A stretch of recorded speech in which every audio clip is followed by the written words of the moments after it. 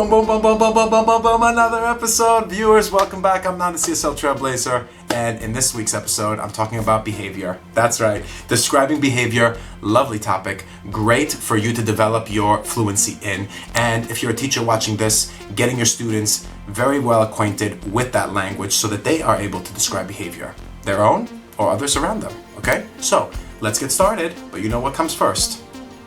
The quote, that's right. Man cannot discover new oceans unless he has the courage to lose sight of the shore. Boom! Yes! As you can see, I got a theme of courage going here, but that quote is fantastic. It's got a metaphor in it that I think applies to a lot of aspects of our lives. Get your students talking about it. Do it as a topic. I bet you can talk about that right there for 10 minutes on a one-on-one lesson. All right? What does it mean for you? How does it apply? What are the examples? Without further ado, right after this message, we're going to get started.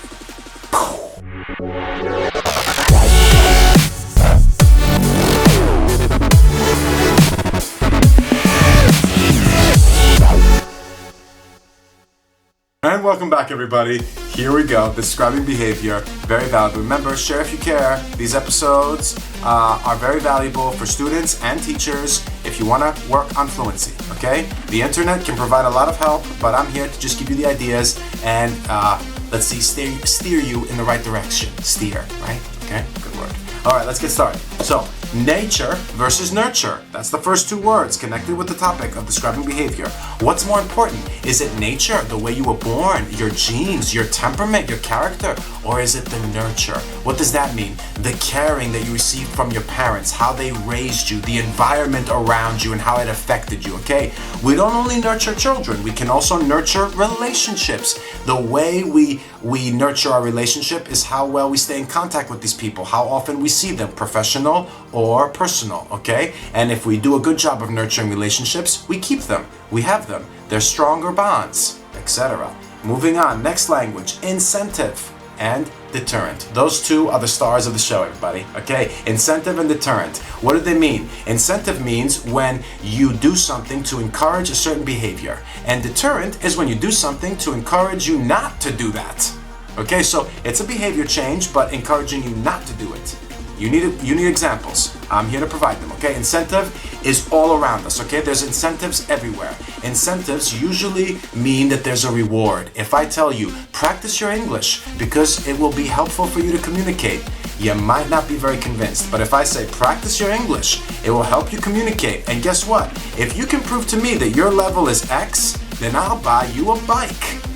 Now there's an incentive and you're motivated to learn, okay? It's a very basic example, but you get the idea, okay? When there's a reward, or when there's status involved, or when there's recognition, you are going to be incentivized, that's the verb, to behave in this way because you have that reward, recognition, all right, status that you're chasing that you want, okay? So an incentive to go to the gym is because you want to look good and the summer's coming, okay? That's personal, all right? But if your grocery store has an app that you are using and it sends you very special, personal, individualized deals to your phone, it's incentivizing you to go to the grocery store and buy that, plus a few other things, right? Okay, so if you are in work and your bosses or your company or your employer wants you to work harder, they might incentivize you to do that through bonuses, promotions, or if you're remote working, nowadays the incentive is to free lunch or free yoga classes, or sometimes English lessons, right? Okay, so these are examples of incentives, but they're all around us. Regardless of age, okay? Parents introduce incentives all the time for their kids to behave well, to do their homework, and etc. You get it, okay? Deterrent, on the other hand, the most common example is nuclear deterrence. You're thinking, nuclear? Oh my goodness, take it easy now. This is just an English lesson. You're right, it's not very practical, okay? But it's the most common place where we've heard that word. But I will share with you how it can be practical, okay? So when a country develops a nuclear weapon, they're not really developing it because they're going to use it. They're developing it because they want to deter their enemies or potential threats from attacking them, because a nuclear weapon is in their possession, which means they can use it. So the enemy's gonna be like, uh-oh, we can't mess with these guys, all right? That causes deterrence, because they're not going to attack. all right? But apply that to regular everyday life, okay? A deterrent in the city you live in is a very high fine for speeding or parking. If the fine is high enough or the punishment is severe enough in general, it's going to deter you from breaking that law or doing that illegal act, okay? Exactly the same thing applies for rules in school or rules the teacher have in class, okay? And maybe personally what you are deterred from doing because of being embarrassed or ashamed publicly, okay? Or some other consequences that might come from behaving in a certain way. You get the idea. Those are the stars of the show, but I got more words before we wrap it up. There's only a couple minutes left here to go. So, deprived. If you've been deprived, that means you've missed out on something in your life, okay? So, a child being deprived, that's quite serious. But if you've never had a souvlaki, gyro with tzatziki, and domata and piperi and kremidaki, you have been deprived, okay? That is the damn best thing you can eat in Greece when you go. And if you ever go to Greece, you have that, all right? Okay? That's my joke as using deprived. So if you feel sarcastically, you can say that someone has been deprived when they haven't experienced something that you feel is an essential experience to have, whether it's food or going someplace, you get it, okay?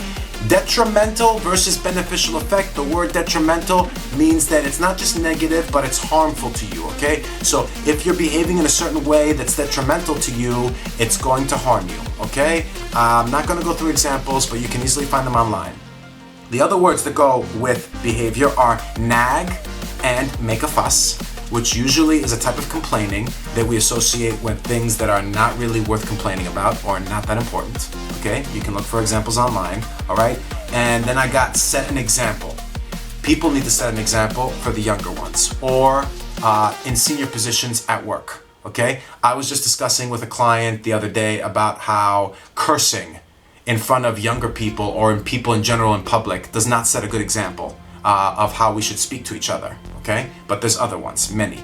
Give in, like someone is trying to convince you or persuade you and you give in, okay? Pull your weight means like do your fair share. That's connected with behavior. Being heartless or cruel, that's connected with behavior. And finally, role models, or what role do role models play in raising children or for children in general, okay? So play a part in or role model. And then finally, I said that already, but sorry, I can't help myself. Peer pressure. Peer pressure can be mostly for teenagers when they care about what all their peers around them think of them. It's much more intense when you're young. But when you're an adult, in work, your peers are the people you work with, okay? So there can be peer pressure in cultures, in societies, in classrooms, with kids, and peer pressure definitely affects behavior. So peer pressure, nature versus nurture debate, incentives that you experience or deterrents, those are great speaking topics and fantastic language. I'm wrapping it up. Thank you very much for your viewership. Share if you care, and I'll see you next time. I'll be back with more. Later.